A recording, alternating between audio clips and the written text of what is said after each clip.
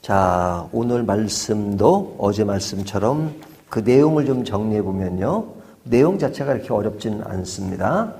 자, 다윗이 범죄했습니다.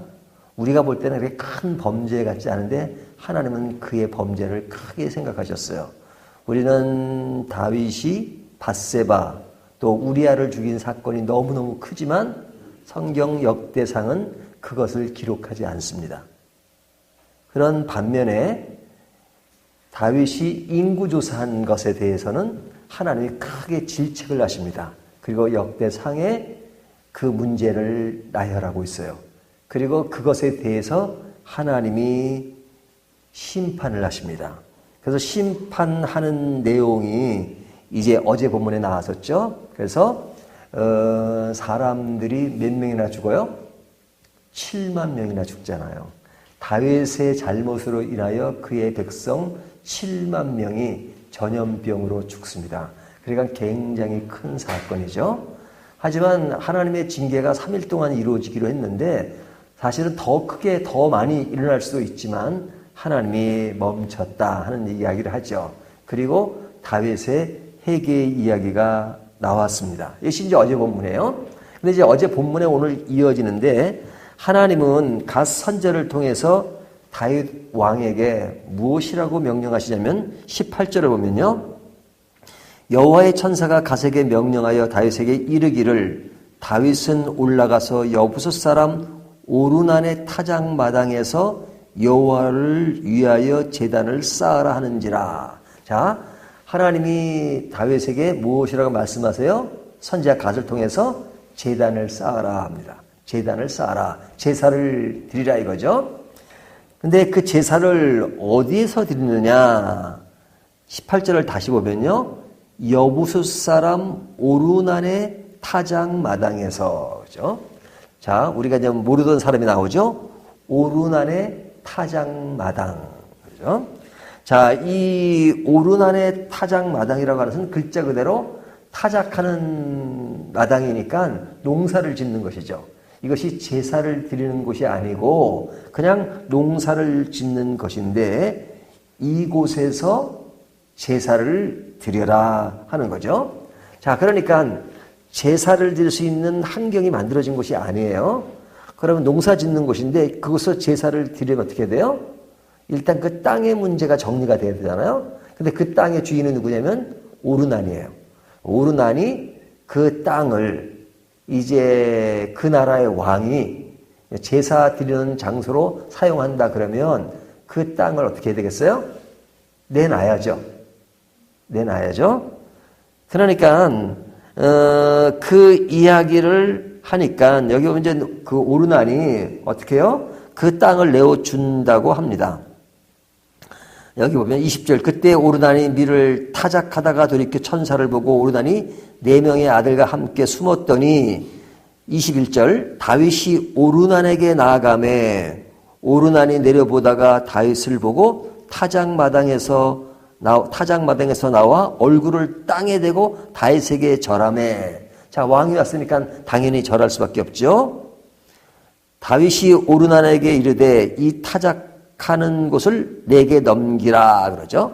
내게 넘기라.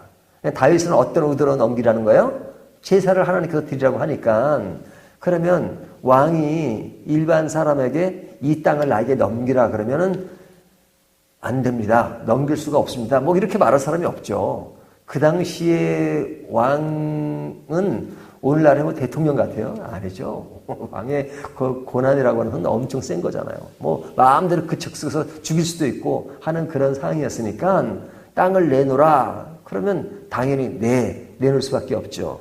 그래서 오르난이 반응하기를 23절에는 오르난이 다윗에게 말하되 왕은 취하소서 내 주 왕께서 좋게 여기시는 대로 행하소서 보소서 내가 이것들을 드리나이다 그러죠.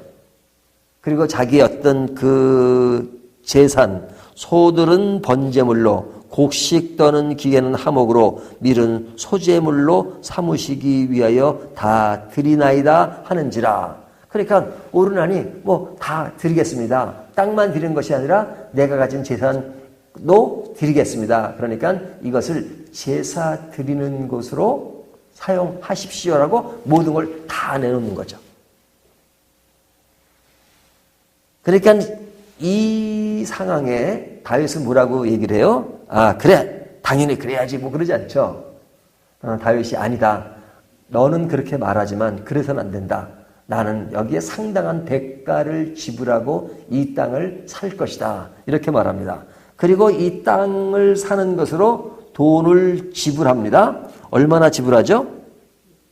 예, 600세겔. 그죠? 그러니까 땅을 살 때 돈을 주고 사는 겁니다. 25절에 오면 그리하여 다윗은 그 턱값으로 금 600세겔을 달아 오르난에게 주고 그러죠. 그러니까 대가를 지불하고 이 땅을 산 겁니다.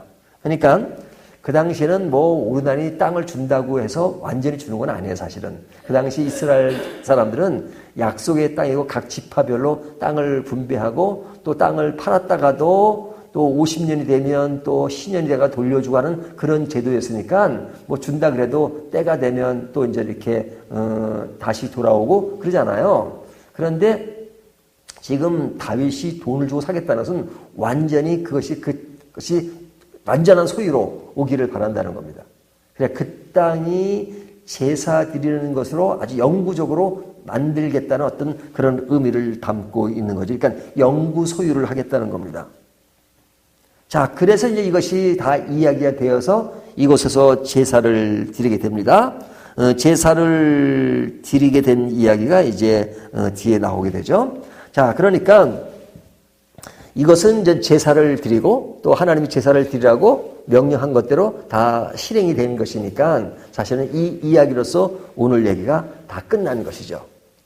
자, 그런데 이제 이 말씀이 어떤 교훈을 주느냐 그러죠. 하나님은 죄를 범했던 다윗에게 용서를 해주시죠. 그 용서를 해주시는데 그 용서의 범위가 어디까지냐고 합니다. 자, 다윗이 진 죄는 인구조사를 한 거예요. 뭐 인구조사가 그렇게 나쁘게 보이지는 않는데 하나님이 그 의도를 아신 거예요. 인구조사는 다윗이 그냥 승승장구해가지고 막 땅을 막 차지하고 그러니까 좀 여유가 생기고 전쟁도 없어지고 그러니까 그때 밧세바 사건도 일어나고 그 다음에 이제 그 인구조사를 통해서 아 내가 사울 왕 때랑과는 다른 그런 아주 공적을 드러내었다 하는 마음으로 인구조사를 한 거잖아요. 근데 하나님이 그런 것을 보고 아주 싫어하셨어요. 하나님께 모든 것을 돌리지 않고 자기가 좀 낮았다고 자기의 그런 것을 드러내는 것을 하나님이 좋게 생각하지 않으셨어요. 다윗은 특별히 하나님이 쓰셔서 그를 지금 아주 새롭게 성전 건축을 이어가도록 만드시는 그런 상황 속에 지금 다윗의 이런 것은 하나님이 보시기에 아주 안 좋았죠. 그래서 하나님이 사랑하기 때문에 사실은 더 크게 몽둥이를 대시는 겁니다. 그런 다윗을 용서하시는데요. 그 용서의 범위가 어디까지냐. 우리는 잘못했으니까 아 그래 이제 더 이상 내 죄를 묻지 않겠어. 뭐 이 정도 해도 굉장히 큰 용서죠. 그리고 우리가 우리 개인에게 잘못한 사람에게 잘못을 뉘우치면 그래 내가 더 이상 너에게 이제 이런 얘기를 하지 않겠어. 뭐 대단한 거죠. 근데 이제 오늘 본문을 자세히 보면 그 용서의 범위가 어디까지인가 하는 것이 잘 나타나는데요. 자, 다윗이 오르난의 타작마당을 금 600세겔을 주고 샀습니다. 자, 이 샀다는 것에는 어떤 신앙적 교훈도 있어요. 그것이 뭐냐면 하나님이 우리를 구원하실 때 공짜로 구원하시잖아요. 그래서 은혜라고 말하잖아요. 하지만 우리는 은혜로 구원을 받지만 하나님은 우리를 구원하기 위해서 엄청난 대가를 지불하신다 하는 것을 늘 강조했잖아요. 그러니까 하나님의 열심과 하나님의 헌신을 통해서 사실은 우리의 구원이 확증된 것입니다.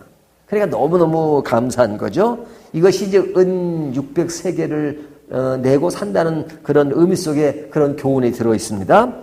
근데 이제 그것보다도 더 큰 교훈이 뭐냐면, 자, 다윗이 성전을 짓고 싶어 했잖아요. 하지만 성전을 못 지었어요. 왜 못 지었죠? 다윗이 성전을 짓고 싶었는데 못 지었어요. 못 지은 이유는 하나님이 짓지 말라 그러잖아요.